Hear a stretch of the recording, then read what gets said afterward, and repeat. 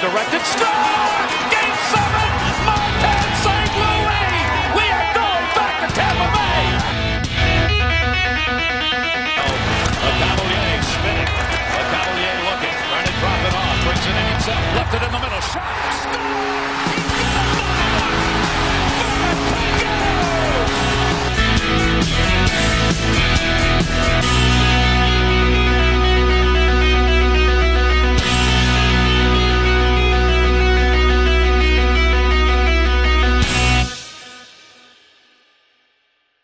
What's going on, guys? Welcome to another episode of Thunderstruck with your host, Philip Wunderlich, co-host Michael Wax, and Jake Ricker.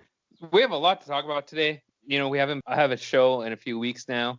We're just kind of waiting on things to kind of go into the league as far as the draft and hub cities and stuff like that. I mean, we're kind of all on hub city watch. Let's talk about that first. Jake, let's talk about the hub cities. Yeah, man, you said it. We're all on hub city watch, right? You know, it feels like it's like every day they're like, okay, tomorrow we're going to get the hub cities. And it's like, all right, let's see. So, you know, I'm ready for them to announce it. But it does sound like as of right now, the latest news is it's going to be Toronto and Edmonton, with Edmonton being the one that would get the finals and conference finals. Now, that can obviously change. Originally, it was thought to be pretty sure to be Vegas and Vancouver. And then next thing we knew, it changed to Edmonton and Toronto. So we really don't know who's going to be the hub city, but what we do know is it's looking like Edmonton and Toronto right now, which I'm okay with. I actually like this a little bit better. While I think Vegas can provide a really nice bubble opportunity, obviously COVID cases have been going up a lot in the U.S. It has, you know, not been moving in a positive direction, and I think Canada, for the most part, is moving in a positive direction. So I think this was a smart move by the NHL if this is really what it's going to be. I'd agree with Jake. You know, I heard a lot of people talking about how teams like Edmonton and Toronto are going to have like advantages in their home arena, which is kind of ridiculous if you really think about it. Their main objective of the NHL right now is just to get games going, and they needed two locations that could, number one, hold multiple teams, and that's one of the reasons that Amalie wasn't a stadium that wasn't under consideration, is because Amalie, for as great as it is, it doesn't have the capability of holding multiple teams for 3-4 games a day. Whereas Edmonton and Toronto, I believe it's Scotiabank Arena for Toronto and Rexall Place for Edmonton, they have those capabilities and those stadiums are incredible. That is problem number one that the NHL was running into. And number two, they're just trying to get games back. They're trying to find cities that don't have high numbers of coronavirus cases. And, you know, Canada has done some things that have limited the number of coronavirus cases rather than the United States. And two cities in Canada isn't the worst thing in the world. And we all know the market in Canada, too. It's very large. You know, that's kind of like the home of hockey, I guess you could say. But yeah, it's not a bad idea to have it there. Like you said, Jake, I was really looking forward to maybe having Vegas as one of the home cities. It's not like I could go there, but it would be kind of nice that it would be close to me. And, you know, with the testing of the coronavirus, too, you're going to have more cases, obviously. So that's going to happen. I think it's the right decision. And we don't know if this is going to be the final decision either. And to your point, Michael, I can't understand where people would think there would be a slight advantage. There really isn't at the end of the day, obviously, because you're not getting, you know, your fans in the arena or anything like that. Some could argue, though, that players know the arena better and sometimes the puck bounces kind of weird in those stadiums. But, you know, at the end of the day, it's not a huge advantage, I would say, at all. Besides, if Edmonton gets eliminated, you know, then that eliminates that problem right away. So, you know, and we don't know who is going to be hosting the Eastern Conference and Western Conference either. We don't know how that's all going to work out as well. Yeah, and they talked about that too, having the Eastern teams play on the Western city. So it would be, you know, if it was Edmonton and Toronto, then the Eastern teams would play in Alberta, and then the other teams would play in Toronto. So that wouldn't be bad either.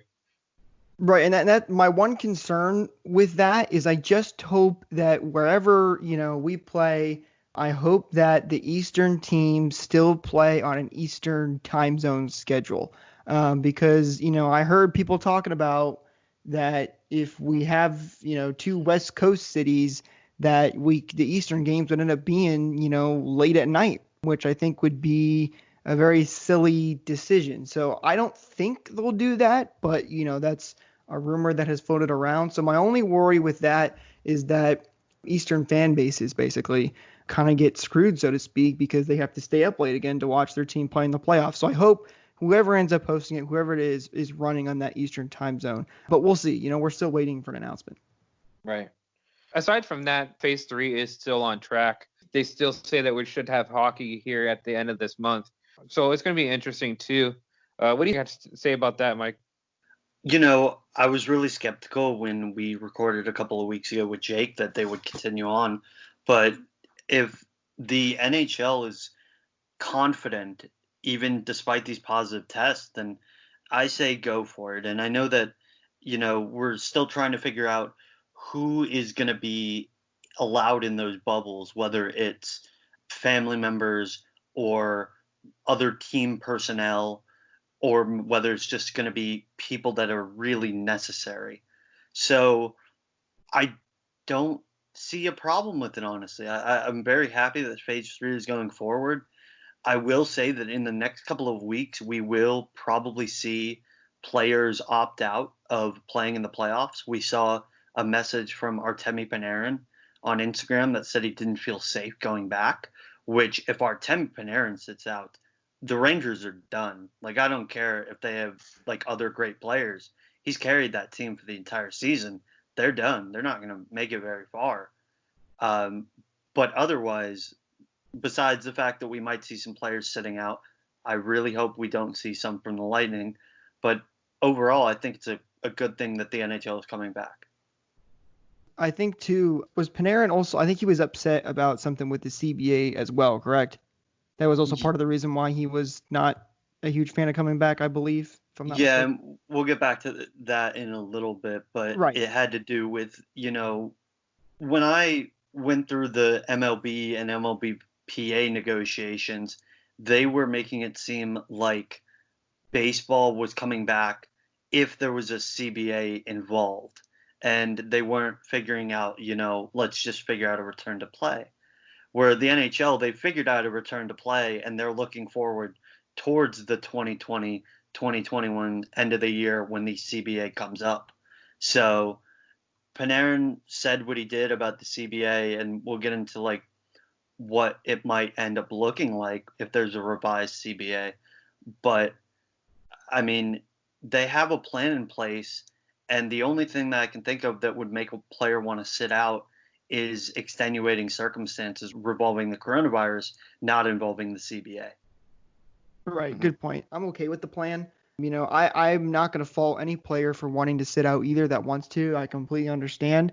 I've seen a lot of people on Twitter right now also saying we need to cancel the season. It is not safe for players.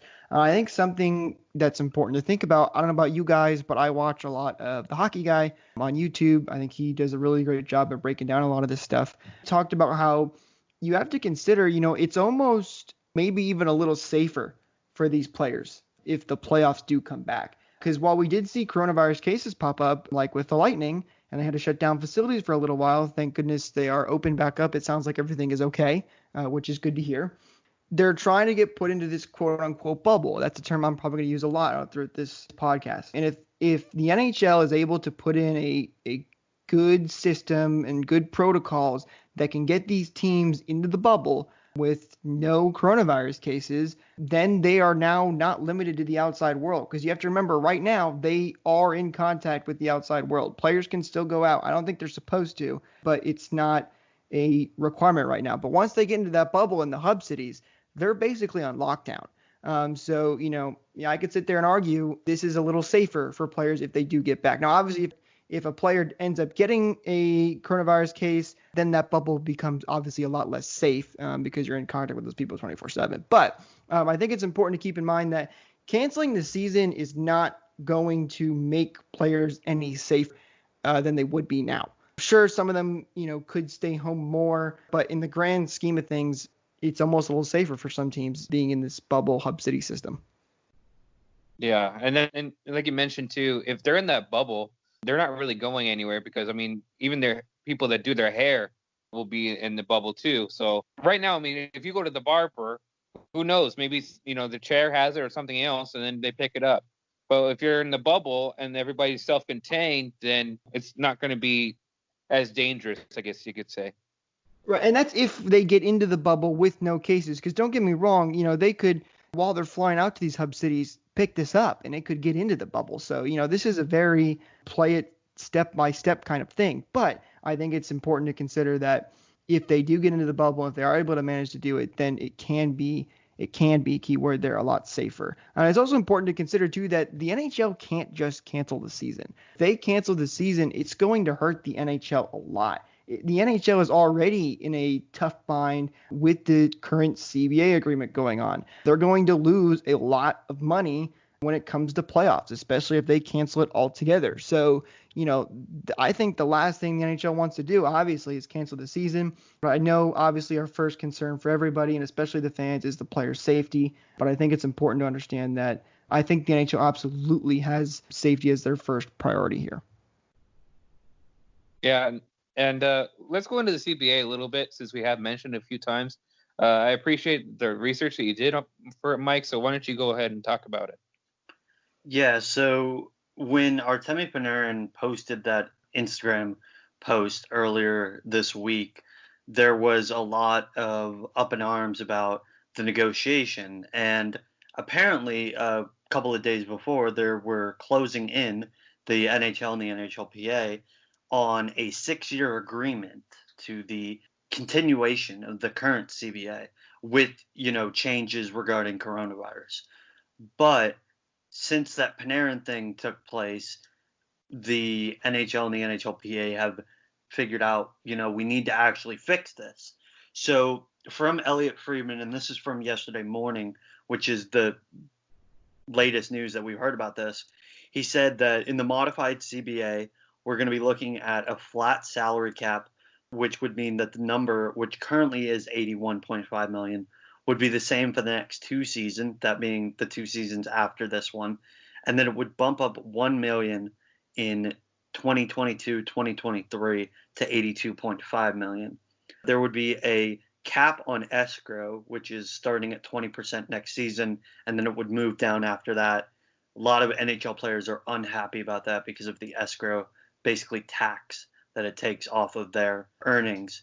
There will be possibly a return to the Olympics. They've talked about that. An agreement with the IOC is pending. That looks like it might happen in 2022 and 2026, which a lot of people are really excited about because that means Connor McDavid's going to be on Team Canada. There's going to be a 10% of the salary for each player is going to get deferred next year, and they have the opportunity to opt out of the return to play. And from the sounds of it, and I know we talked about compliance buyouts, I don't think there's going to be a compliance buyout because it says in the extension that it won't include any. So this would really do nothing to help out the GMs and the teams themselves, but it's not in there just because the owners just don't have enough money to pay those players while also paying a person to take their place.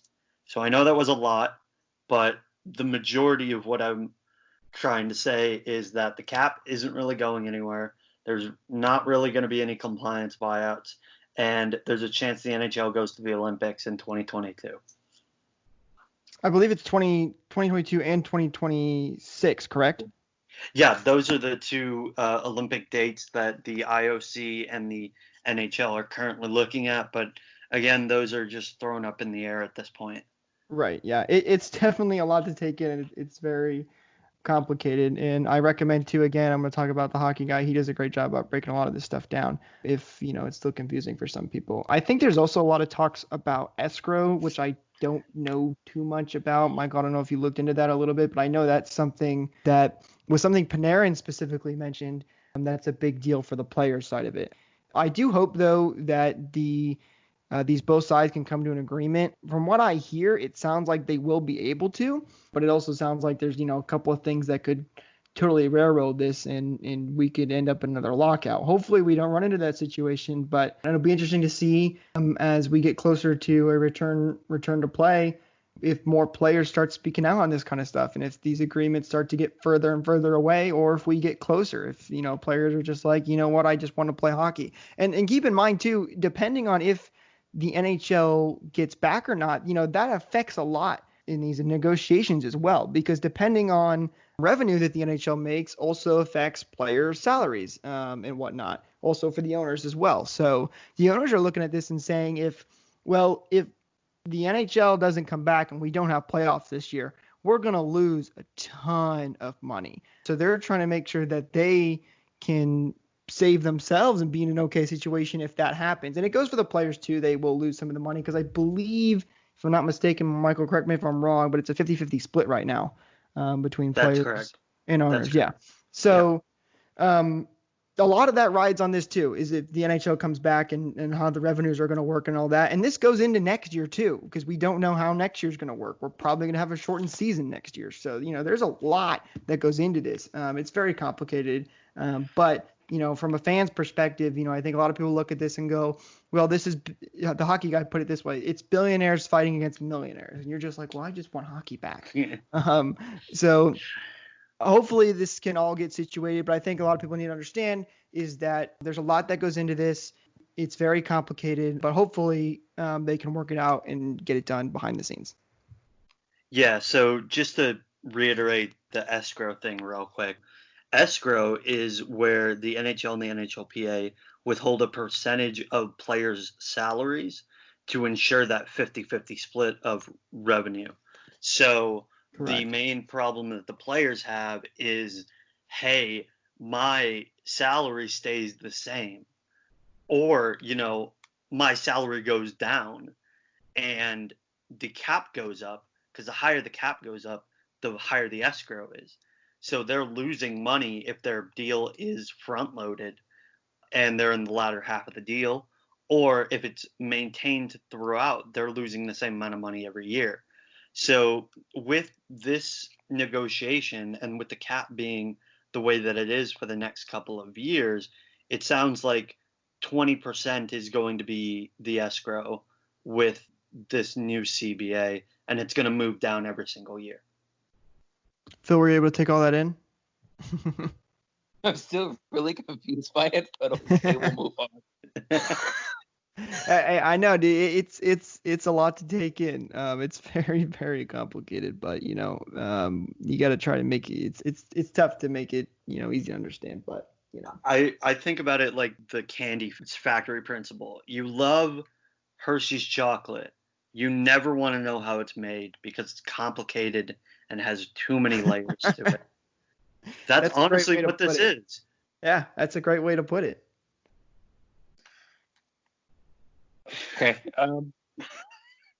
Another interesting thing that we had over this weekend was the draft lottery. We all know that Alexis Lafreniere is going to be the number one overall pick. He's going to be a generational player, similar to someone like Connor McDavid, or that's what they're playing him out to be. He still doesn't have an answer on which team he's going to go to, because the team that's going to be eliminated in the play-in round, they're going to have a redo, basically, of the draft lottery. Yeah, draft lottery part 2, which is, personally, I thought the draft lottery was a lot of fun. It was very entertaining. That was the one scenario everybody was like, man, that would be crazy if that happened, but it's not going to happen. And sure enough, it happened all right. So real quick, before we get into the draft lottery 2, I want to ask, how did you guys feel about it? I put a poll out on Twitter, which we retweeted on Bay Bolts, asking how people felt about the draft lottery overall. Did you guys like it? Did you think it was unfair? Did you like it but still thought it was unfair? What are your guys' thoughts on it? It kind of sucks. I'm not going to lie, because that pick was originally supposed to be Winnipeg's pick. So if Winnipeg gets that pick back, it's not that big of a deal to me. But, if it goes to a team like Edmonton or Pittsburgh, then, they're one of the better teams in the league, and they're just getting even better with that. So that'd be kind of frustrating. But, the team that I really feel bad for, though, in this whole draft lottery is Detroit. Detroit should have I don't had feel number bad. one overall. They should have had number one overall, and they dropped all the way down to what, 4? Yeah, 4. I saw a lot of people saying, Colorado had a similar type season a couple years ago. They dropped down to 4 from 1, and they got Cale Makar. And this draft is pretty talented, but no, Cale Makar is a generational player. Like, they don't have anyone other than Lafreniere who's gonna be that type of guy, I don't think. Hey, well, Michael, to your point, do you know who else had a situation just like this and fell to number 4? Which year was this? I can't remember off the top of my head, but it was a very important player both to the Lightning organization and the Red Wings organization. I want to say Steve Yzerman. It was Steve Yzerman. Yeah.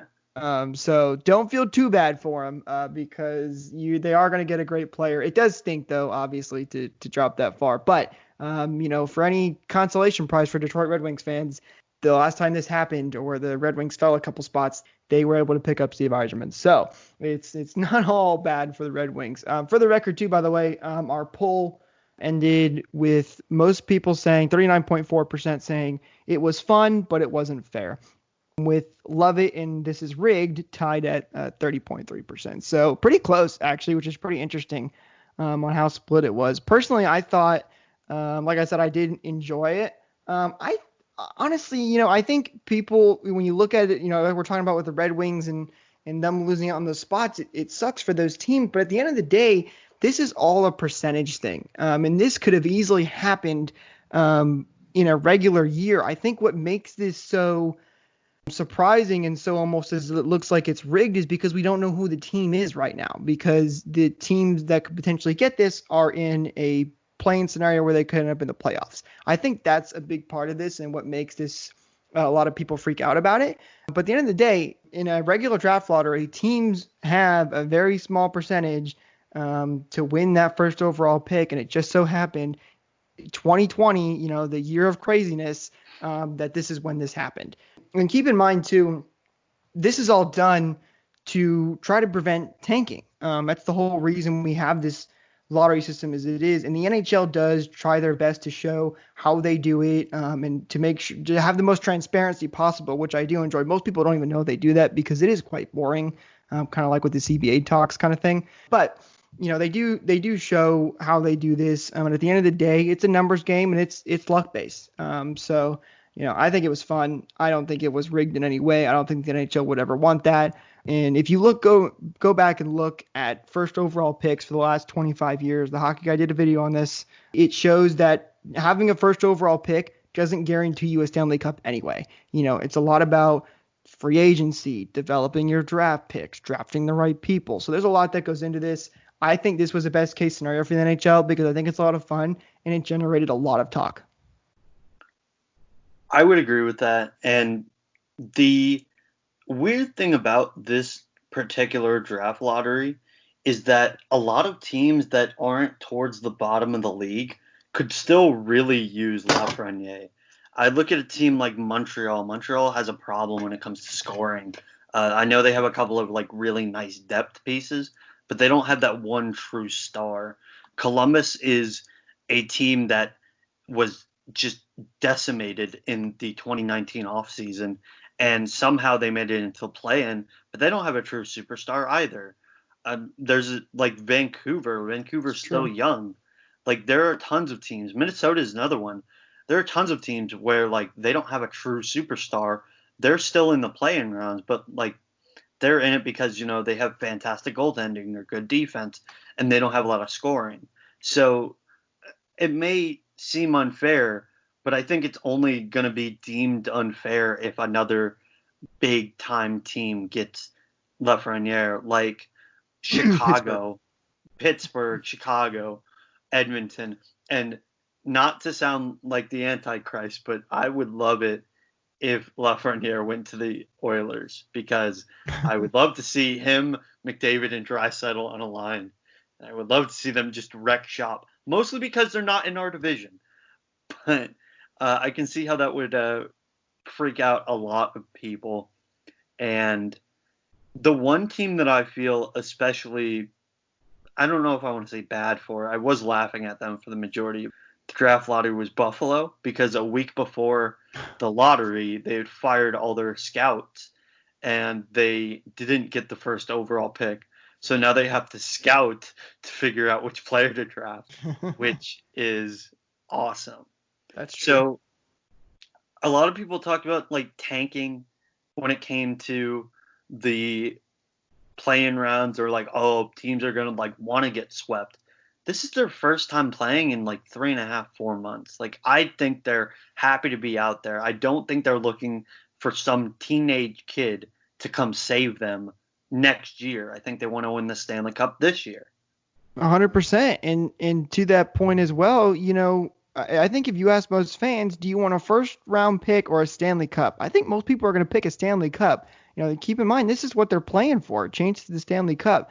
I can't remember whose GM it was. I think it was Arizona's, who mentioned, he's like, no, first round pick isn't even on my mind right now. I'm thinking Stanley Cup right now. And I guarantee you a lot of those players are thinking the same thing. None of those players are going to sit there and say, well, I want to get a first round draft pick that could potentially replace me instead of a chance at winning a Stanley Cup. They're just not going to do that.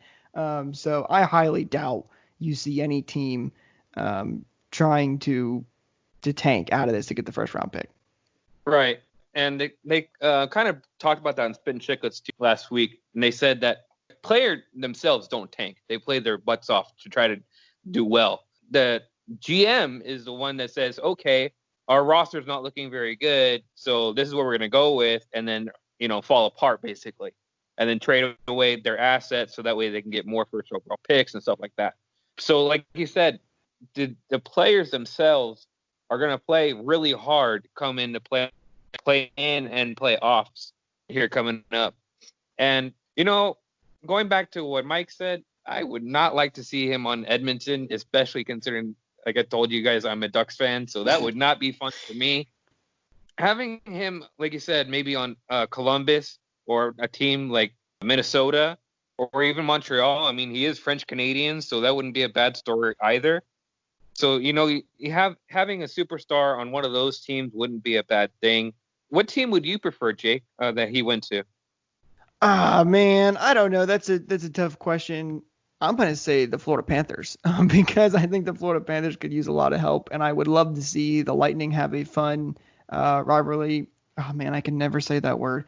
Some more competitive competition between those two teams. So selfishly, I'm going to say the Panthers because I think it'd be fun to see them, finally be able to get past the first round.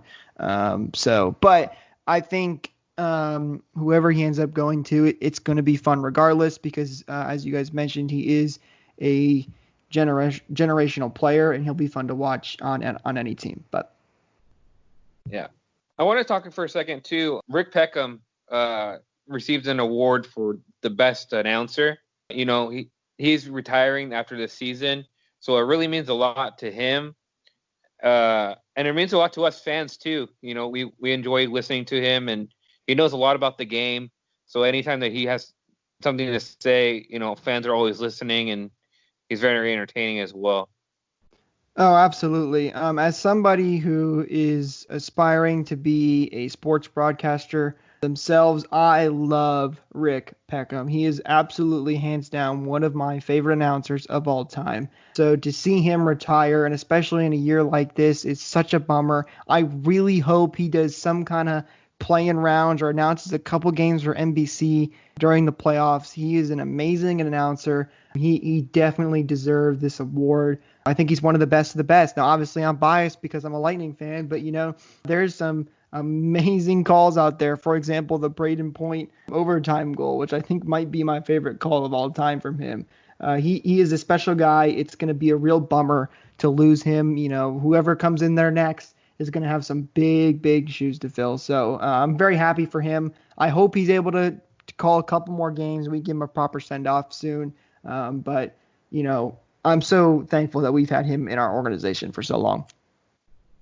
Yeah, I really enjoyed listening to Rick Peckham. Even before I became a hardcore hockey fan, I always found him really entertaining. Him and Bobby the Chief Taylor, were the duo that I grew up with, and I think he meshed really well with both Chief and with Brian Engblom, who's doing the color commentary now. The big question for us now, and we're very happy that he got this award, but the big question is who replaces him? And a lot of people have speculated, at least the ones that I've talked to, that John Forsland, who does a lot of the NBC games and does the Carolina Hurricanes broadcast, his contract's up. Carolina didn't renew it, and he is very adamant that he's moving on. So if I'm Jeff Vinnick, I'm calling John Forsland because John Forsland is awesome, and he's one of those few local broadcasters that can really make a national broadcast good as well. I've always enjoyed watching just any game on NBC that he's broadcasting. So I would love it if he were to come down south and be a Tampa Bay Lightning member. Yeah, that would be really nice. I mean, like you said, he's a great announcer as well. And like Jake said, he has some big shoes to fill. So if you're going to get someone with that kind of talent, you might as well get him. So that would be a great fill-in. And hey, Lightning, if you're looking for a young guy, I'll throw my hat in the ring. No, I'm kidding. I've got a long way to go, but we'll see. Go ahead. You and me and Engblom, 3-man booth. We got this. Yes, let's do it. I'm 100% down. The Lightning, if you're out there, I'll send my resume in. Just let me know. One more thing that I want to talk about too. Oscar Lindblom has finally beaten cancer. He was diagnosed earlier in the season, and he was having a really good year before he was diagnosed. So the fact that he's coming back healthy, I don't expect him to play hockey anytime soon, but the fact that he's a healthy individual, that's really good to hear. I know you wanted to talk about a little bit about it, Mike, so go ahead. Yeah, so, he was doing really well earlier this season, and it came as sort of a really big shock to a lot of people because, it doesn't happen in sports that often. I think the last time I remember such a high-profile athlete getting cancer or another life-threatening disease was Brian Boyle when he was with the Devils. Before that, you've got players like Eric Berry of the Kansas City Chiefs in the NFL. Saku Koivu had it. I believe Chad Bettis of the Rockies had it as well. If I'm mistaken, I apologize. But, you don't see it a lot. And it was really heartbreaking to see him go through that. But about a month ago, it was rumored that he had finally, beaten cancer. And we saw him skating around on the ice a couple of days ago. And the video finally came out today of him leaving the hospital, which it's just heartwarming, which I'm just so thrilled that he was able to persevere throughout this difficult time in the world with COVID going on. I know he had to take extra precautions, and it was a very difficult type of cancer to beat, but he got through it, and it's great, not just for the Flyers, not just for him, but for the entire NHL community.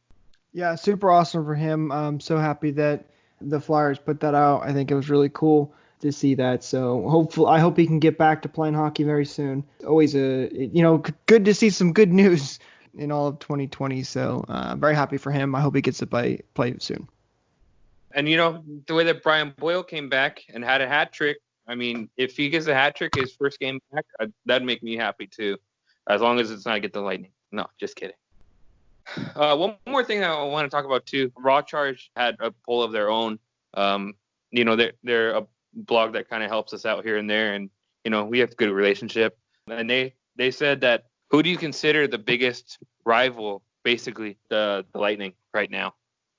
Biggest rival. This is something I think it was interesting. They specifically mentioned, I believe, or I don't know if it was them, might have been somebody else. Somebody asked if specifically it was the Florida Panthers. To me, I think our biggest rival is Boston. I don't think there's any other answer you could have there too. I think every time the Lightning play Boston, especially recently, those games get out of hand very quickly. They're very physical games, and they're a lot of fun to watch too. A lot of times when the Lightning come out of those games, we have a couple of injuries to deal with, and that's part of being a big rival is you have those kinds of games all the time. So I would argue Boston. That's my vote. I think then even if you're looking at, who else could it be? I think maybe Washington. I think we have some fun competitive games with them. I definitely don't think it's the Florida Panthers though, because they just don't have. I mean, whenever we play those guys, we constantly beat up on them. So hopefully we do get a fun rival games with them soon, like I mentioned before. But my vote's Boston. I'd agree with that. As someone that went to the game earlier this year where they just kept on beating each other, just senseless. I think it was in March. Like, there is no other answer. It has to be Boston. And if I had to choose a second rival for the Lightning, it would be the Penguins, because we had that playoff series in 2016 where they dominated us, and Vasilevsky was basically a living god in net. And, we still came up short. But in every regular season game that we played against them, it's been a war. And I've always more excited whenever we beat those two teams in particular than any other team in the NHL. Yeah, I would have to say Boston too. Being that kind of physical play and having that strong competition against each other. We have made them in the playoffs a couple times. So, all those together would make a strong rivalry. And I think that's what we have with Boston. I don't think like Jake said, I don't think we have it so much with Florida Panthers. Maybe if they did get Alexis Lafreniere and, they started making playoffs more often, you'd have another story. But as of right now, I would not say the Florida Panthers. I would also kind of say Washington too.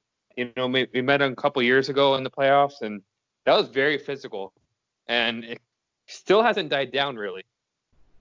Yeah, that's been a fun one, I think, too. I think if you're going to say, okay, well, who's the second biggest rival in division, I'd probably have to go with the Canadians, because there's just been a couple of players on those teams that nobody likes, to be fair. But, there has been some physicality that goes on with some of those games, I think. But, I mean, really, I don't think it's even a close second when you look at it in the division. Maybe Toronto.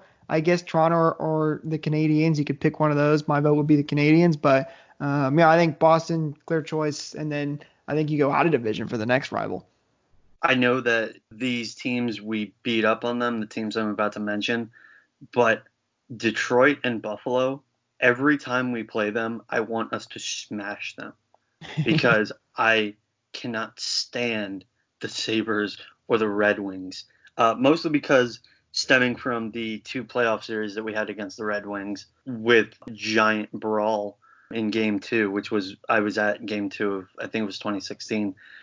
So I saw it in person, and the entire arena was chanting Detroit sucks with like a minute to go. It was so much fun. But, in particular, like Buffalo, like, they love to talk, and it just seems unfair because we beat them every time.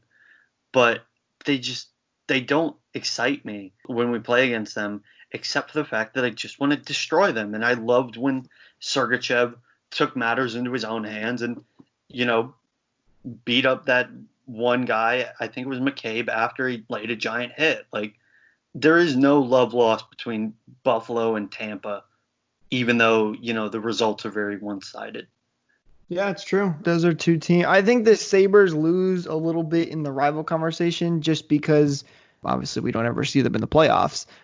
So we don't get that side of it. But yeah, I think you're right. I think the Sabres and Red Wings are two good ones. Definitely not the Senators, but they I think if you went back a couple of years when the Red Wings were still making the playoffs, I think they would be a much closer second when you're looking at in-division rivals, because we had so many of those first-round playoff bouts multiple times. Now, we beat them every time, but those were a lot of fun games. Heck, that's where the famous Brian Boyle chicken dig came from. So a lot of fun coming out of those. So yeah, Red Wings would definitely be one of them. Maybe when they get better again, it'll start to pick up again. Yeah, I think the only rival of Ottawa is Eugene Melnyk. Yeah. Luckily, we don't have an issue with our GM, and he's doing pretty good here. So that's it sucks for Ottawa. They're beating themselves up. And unless you guys have anything else to talk about, I think that kind of wraps it up. Yeah, no, not off the top of my head. I can't think of anything else. All good on my end. All right, guys. Well, thank you so much for listening, and I hope you have a good and safe 4th of July, and take care, everyone. What's going on, guys? Welcome to another episode of Thunderstruck with your host, Philip Wunderlich, co-host Mike. Mike who? Mike. Come on, you can do it. I believe in you. Michael Wax and Jake Ricker. Hey, there we go. Sorry about that, guys.